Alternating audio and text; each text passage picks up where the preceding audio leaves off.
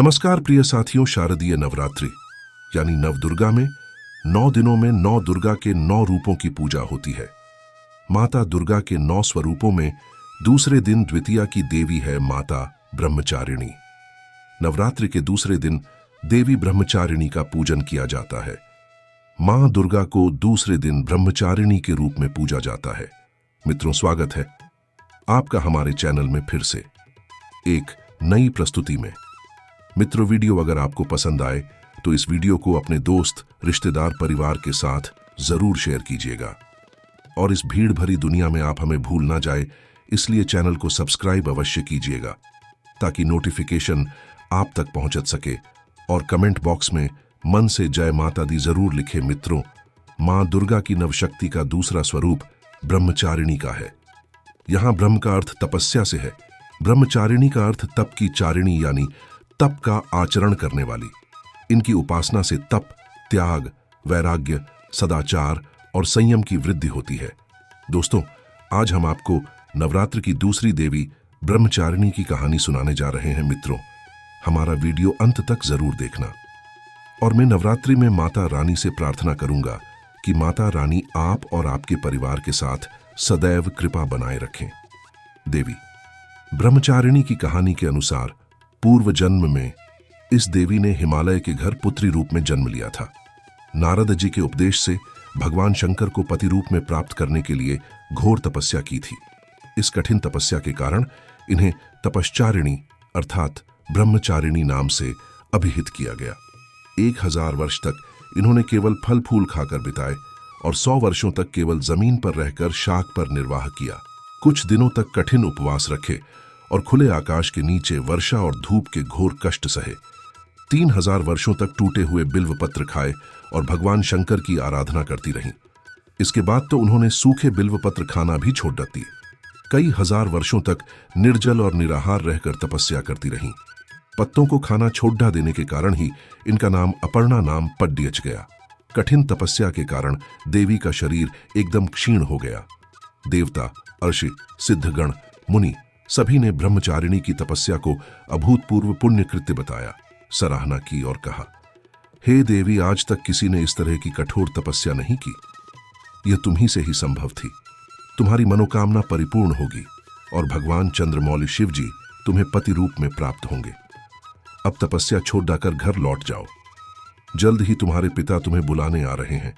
इस देवी की कथा का सार यह है कि जीवन के कठिन संघर्षों में भी मन विचलित नहीं होना चाहिए।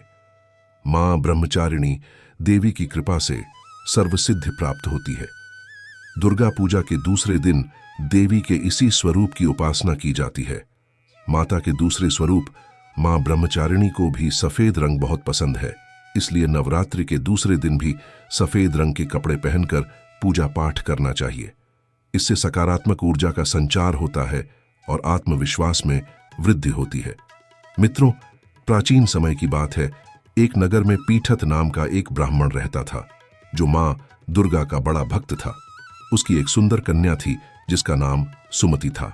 सुमति के पिता रोजाना जब मां दुर्गा की पूजा करके होम किया करता था, तब उनकी बेटी सुमति वहां उपस्थित रहती थी।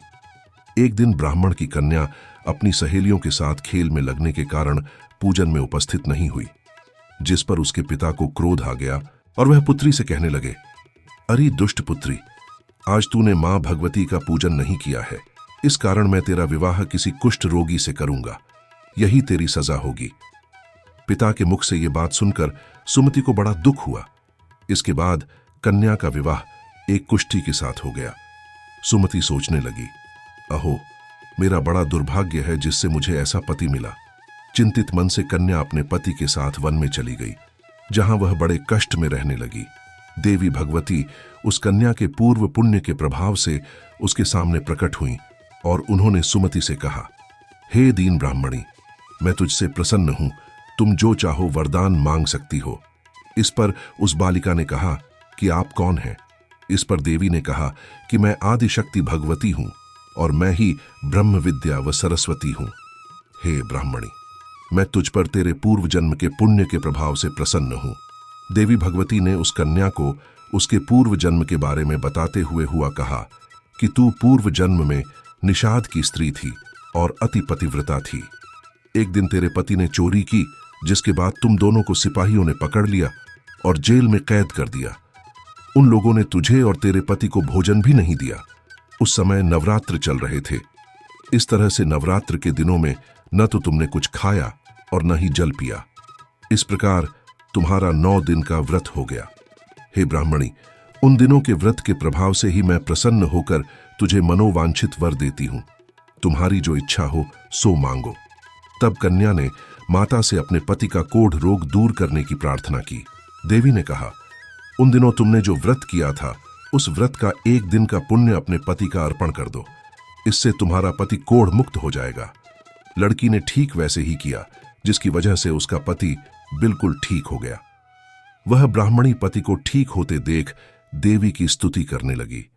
हे दुर्गे, आप दुर्गति को दूर करने वाली, तीनों लोकों का संताप हरने वाली, मनोवांछित वर देने वाली और दुष्टों का नाश करने वाली जगत माता हो। हे अम्बे, मेरे पिता ने मुझे कुष्ठी मनुष्य के साथ विवाह कर घर से निकाल दिया था। मैं तभी से जंगल में भटक रही हूं। आपने मेरा इस विपदा से उद्धार किया है। हे देवी, आपको प्रणाम करती हूं, मेरी रक्षा करो। उस ब्राह्मणी की ऐसी स्तुति सुन देवी ने ब्राह्मणी से कहा, तेरे उदालय नामक अति बुद्धिमान, धनवान, कीर्तिवान पुत्र शीघ्र उत्पन्न होगा। देवी ने फिर से ब्राह्मणी से कुछ मांगने के लिए कहा। सुमति ने कहा कि हे भगवती दुर्गे, कृपा कर मुझे नवरात्र व्रत की विधि और उसके फल का विस्तार से वर्णन करें। तब माता दुर्गा कहती हैं कि आश्विन महीने की शुक्ल पक्ष की प्रतिपदा तिथि से लेकर 9 दिन तक विधिपूर्वक व्रत करना चाहिए। यदि दिन भर व्रत न कर सकें तो एक समय भोजन करके भी व्रत किया जा सकता है।